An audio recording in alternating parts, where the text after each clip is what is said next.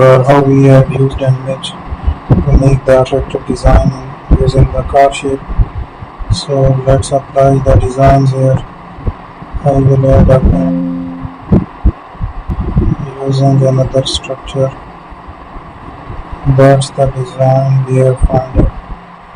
I have used that car design. Let's make the changes there. I will use it.